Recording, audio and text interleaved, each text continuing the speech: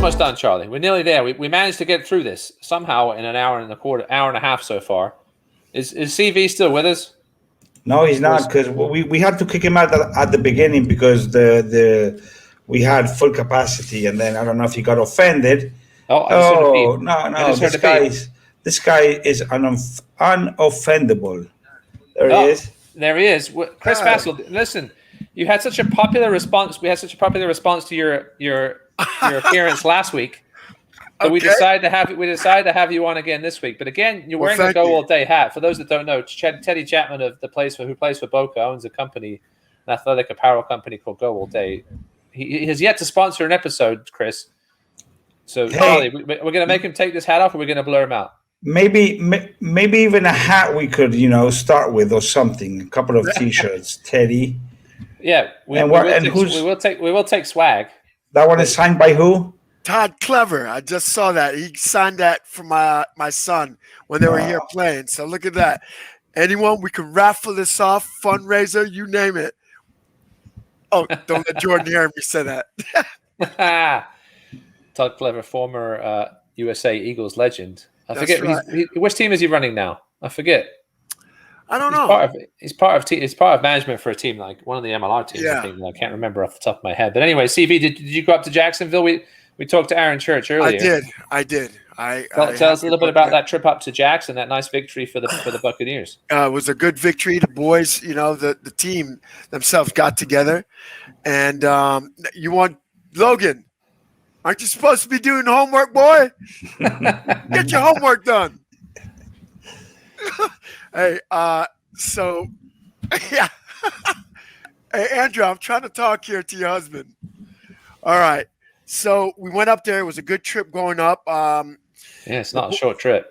Well, it wasn't a short trip, but the one thing about these young men, Friday they got together and did video study of a film session of Jacksonville, and they kind of picked out what they needed to do, and they came up with a game plan with the coaches and what they prepared for all week, and they went out there and executed, and it was amazing to see what they did collectively for themselves. So it was amazing. And there's Jordan. If you guys want Jordan, he can come on in. You want him that? Where is he? Bring your son in. Where is he? He's not. Jordan, come on in. Come in your room. Come back to your room. But Ross, Charlie, you guys are doing a great job, and definitely we need to keep it growing. Keep it growing for you. He got this shirt on for you, Ross. I can't read what it says, but again, I don't have my glasses University of Florida Rugby. Oh man, I did see Kenny Simmons. We had an episode about in the fall. Kenny Simmons, the longtime coach of UF, and the team's struggling a little bit right now. Jordan Vassel, how are we doing? I'm good, guys. How are you doing? Good. He's got that deep voice now. He's got that deep voice. When did it break? When did it break, Chris? His voice is deeper than yours. Probably about last year. Good stuff. Well, tell us a bit about yourself, Jordan, and your rugby background. Obviously, being the son of the former UCF and Life legend is enough, but you've become quite the rugby player yourself. So fill us in for those that don't know. Well, I started playing rugby when I was 6 years old for Boca when the U12s first started up with Mark Pattison. Now he went on to coach Wellington. Yeah, we'll get him on the show one day. And I've just been playing rugby. That's all I've known, really. It's just the only sport I've been playing. So I've just been growing as a player and as a teammate from these past years, Yeah, this is your first year playing 19s? Or did you play last year? My second year playing 19s. Second year playing 19s. And how old are you at the moment, though? I'm 16. You're only 16 and playing U19s. Well, that tells us a lot. What position are you playing at the moment? I'm playing fullback. Fullback? Mm-hmm. Yeah, Chris, fullback. Get your son more involved. We need to get him the ball more. Now, Jordan, tell us a little bit about some of your representative stuff that you've played. I know you've been playing representative stuff for the last few years as well. My first year playing All-Stars was with the Juice, Florida Juice. Then I went on to play with the South for Sevens, then to Jaguares now.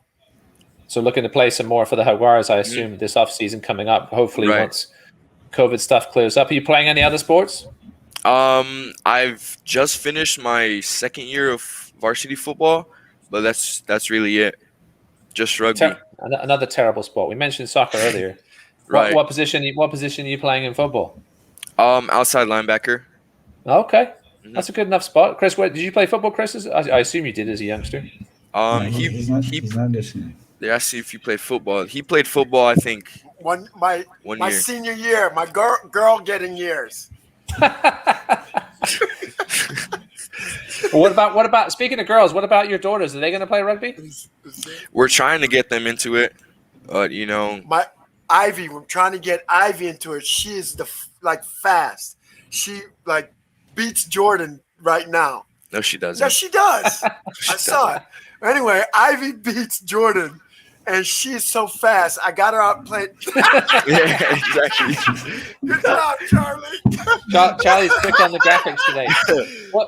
We need to explain before I get into some more stuff with the Vassels here. Charlie, we need to explain where this no thing came from, because I was deciding. Everybody always keeps asking me about Miami MLR and if they've heard any updates. We're going to have let's do it right now, Charlie. We're going to have a segment every week now. If we have an update on the Miami MLR situation. Charlie, do we have an update on the Miami MLR situation? Okay, exactly. No, just stop asking me. I don't know anything, and there's no inside knowledge that I'm not giving up about Miami MLR. But we'll bring that back next week. Hopefully, we'll have some news next week, maybe. But anyway, Vassels. Charlie's playing with his. Chris, I want to talk a bit about Charlie and I talked a bit about rugby culture, and we obviously talked to some guys earlier in this episode that really sort of embody that rugby culture. Tell us my last question for you before we let you go tonight. Talk a little bit about the difficulties of bringing rugby culture, to kids with American football backgrounds, and how Boca seems to have done a really good job of it from what one of the times that I've refed you when it comes to discipline and sort of embracing the family part of rugby culture as well. Yeah, I mean, the biggest thing for us, I can speak for Boca, and I can speak for a lot of teams here in the state of Florida, and for all the coaches and the organizers and everyone that's really involved with the parents. They've done a great job, and we've worked to do a great job by building that culture, by making sure that we have the parents know from firsthand what rugby's about, the teachers, the athletic directors, the coaches, what the culture's about and what rugby's about. And then when the kids come in here, we just make sure that we continue with that same pathway, that culture of showing, okay, have respect for your teammates, work hard for your teammates, show up on time. If you want to be the last person to leave, but make sure you do the work, but you do it individual building for a collective team, and that seems to help us get in the community. And the biggest thing is, as we talked about last time, is with football, right? We had to go in there and just really push, promote, show videos, talk to kids. And, I guess just like one of the young gentlemen said earlier, that rugby, it's just, I lost my train of thought. Someone. No, it's as you mentioned, it's the ultimate team sport, right? Yeah, These kids come from football, which, to a certain extent. No, my wife told me to shut up. She yelled, "Shut up!" Football is a team sport, but obviously the quarterback and the running back, they can't do much without the offensive line. But in rugby, if you run off down the field on your own, yes, you're gonna lose the ball.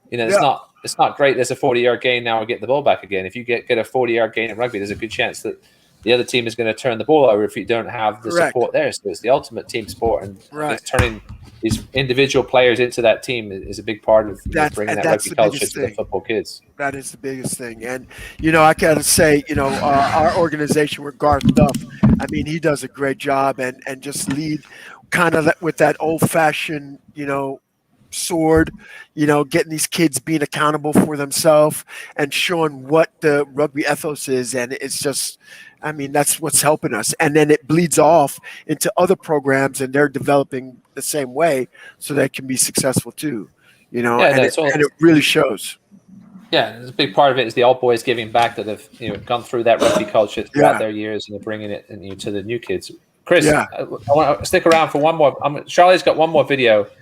He's going to show. I want Chris's Chris's view on this video of a brief highlight from Saturday's Ruggerfest action featuring a gentleman that you're pretty familiar with. Yeah.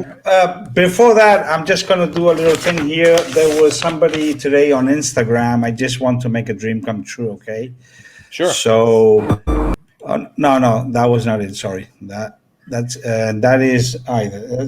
That's not it. This is the guy. So he was saying this is a player from Sofro. His name is played this weekend at Ruggerfest. Yeah. Claudius Pubien. I guess that's how you pronounce it. And he says, "My name not in the press, but in the hearts of my people." So that's a very nice thing. So we are going to actually put his name on the press and show him. Shout out to. Give me his name again, Charlie, before I mangle it. Claudius Pubien. Called Claudius Pubien. Yes. Welcome to the show. Glad to show I think you're scoring a try there. Is that at Ruggerfest this weekend? Yes. I can't tell. Yes, it is. Yes. And there's photos courtesy of friend of the pod, Rick Comiskey, Secretary of the Florida Rugby Union, former president of Miami RFC. But thanks to Rick, he's been taking some great photos. I know he got a decent sunburn this past weekend, so hopefully he's lathering on the aloe vera over the last couple of days and taking care of himself. But he's taken some great photos over the last few years of Florida rugby. Yeah. Before we let you guys go, it's almost 9:30, Charlie. We knew this episode was going to run long, but I appreciate everybody sticking around, especially those of you that normally join us on Facebook but couldn't tonight just because of some technical problems. Again, we're always available on YouTube as well as Twitch. And maybe even Periscope via Twitter as well, Charlie. I think we're going on. We'll have to make sure we promote that as well. I don't need my glasses right now. I'm good, babe. I'm hanging in there. But I certainly don't need glasses to see the gentleman involved in this next highlight. Okay, so let's show it. And Chris, I need your opinion on this. Okay. I don't know if you saw it or not. Whoa!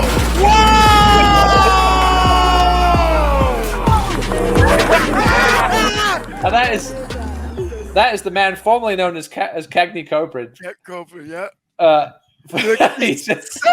We have to show it again. We have to show it again. This clip is amazing for a variety of reasons. He's already in the in goal at this point. Could have just put it down. Instead, he just decides to trap this poor kid. That's the reason he plays rugby, just to hit people. Yeah, that's the only reason. Yes. Let's watch it again here. You could just put it down there. He was looking at a Big Mac underneath the posts and wanted to get. And then he wanted to sub. He said it convincingly. He didn't get it. Puts the hands on it. We've all been there. Cagney Cobrin with the hit of the week. What was it? What was her name from last week? Phyllis Pena. The Phyllis Pena hit of the week. Yes. Goes to Cagney Cobrin for running over a poor kid that has a family. He has a family, Cagney. Please don't do that to anybody anymore. We don't see Cagney on the field too often these days, for commitment reasons. But he took the field for the Stormers this week, and it was great to see him out there. Yeah, running people over, even if it was running people over in the in goal. Yeah. That poor kid will know. Next time he'll just know to say, "Ole, go ahead and go under the posts." That's why I play touch now, because of that. Yeah. Listen, as Eric said there, get that boy some oxygen. That's one thing he hasn't been eating during the pandemic, apparently. Ross, I saw that score with Lindenwood and Life Women. We almost forgot to mention Cris Vassel, a Life alumnus here. Yeah. Very disappointed, I'm sure, over the weekend of both the men's and the women's teams losing to Lindenwood. Yeah. Lindenwood, with Megan Morgan, she's the scrum half for that match I saw. She is. But Lindenwood looks good. I was shocked to see that outcome. Well, it's good to get that matchup finally competitive. I thought it was going to be closer. Yeah, the men had won 18 in a row over Lindenwood, and it's good to see a team, giving them a battle in that Mid-South Conference. I know I think Life have 4 Florida products on there. I know a couple of guys started, as I mentioned, Chase Sorhaskin and Rhymes. Yes. I know Rhymes. I think Rhymes played JV game actually, but no, it's good to see some Florida products. But the Life took a whooping. Yeah, they did. We'll see how they bounce back. Well, Chris, definitely. Thanks for joining us as always. Again, thanks to our for having me on. 401k FL. Go to 401k FL for all your 401k needs. We really appreciate Mick's help on the sponsorship side of things, and we're certainly going to have him on next week. This was definitely the most packed episode we've ever had, Charlie. We made it through. You bringing him back on again? Listen, go all day. GoAllDay.com. Okay. Teddy Chapman. Teddy, The checks sponsor. I'm running down. checks in the mail as well. We do accept swag. We'll make it happen. We do accept swag as well. Ross, great stuff. Thank you so much. Keep spreading rugby, building the culture. We're growing. Thank you. We are. I want. Before we go, I have to acknowledge my daughter Valentina, who for this occasion she put on her Fiji rugby shirt. Yes, she is. And very happy. And actually today, the crowd got bigger, and finally, like we had a full house there. All my kids. So that's an awesome shot right there, Charlie. Everybody checking out the podcast. Very, almost brings a tear to my eye. I'm sure that makes you proud. But great to see all the Velázquez kids checking out their their dad. Sorry, on the podcast. that's an inside running joke that Charlie and I have. He knows it's all said in love. Listen, awesome show. We went a little long, but next week I think we're going to try and go to a 7 p.m. start because my soccer season is over. Hopefully, it'll end with a championship on Saturday. But no practice next week. Maybe not screw up the Facebook because that it's a bummer. But we'll post this. I'll post it on Facebook anyway. Charlie's going to post the video. If you missed it live, you can obviously always catch the replays on Facebook as well as YouTube. And if you just want to listen while you're driving in the car, available on all major podcast platforms just shortly after the episode. Charlie puts those up really super quick. So you can check those out on your drive to work tomorrow. You obviously don't get to see all the visuals, but it's mostly an audio podcast for the most part. We do like to get the highlights in there, but it's good to have available for those that have a nice long drive to work and can check it out on the way there, on the way back. Well, Charlie, as always, you're the man. You put most of the work into this thing. I just show up and talk, 2 minutes before the show starts this time. I promise that won't happen again next week, but I'm just glad we got through this episode without any major issues. And none of us decided to punch each other in the face, which is always a good thing. It happened a little bit at Rugby Fest on Saturday, but we won't. Oh, right. We're done with that now. We'll move on. And big weekend of action on the 27th. So get out there and watch your local rugby team. Support your local rugby team. Obviously, separate yourselves by 6 feet if you can, and wear a mask if you can, even outside. And stay safe, everybody. And we'll see you again next week on the episode 23 of TFRO, Talking Fly Rugby Occasionally. Thanks, Charlie. Thanks, TV. Thank you, guys. We'll see you next week. Thank you. Hey, you got the biggest fans, man. I don't know. You want to buy this thing from us? Hey, you can call me, okay? He works in the medical field. He's got plenty of money. Yeah. I work for someone that makes some money. He's got a lot of kids, though. I do. I got a lot of children. Okay. Children. All right, guys. Love you. Bye-bye. Love you too, bud.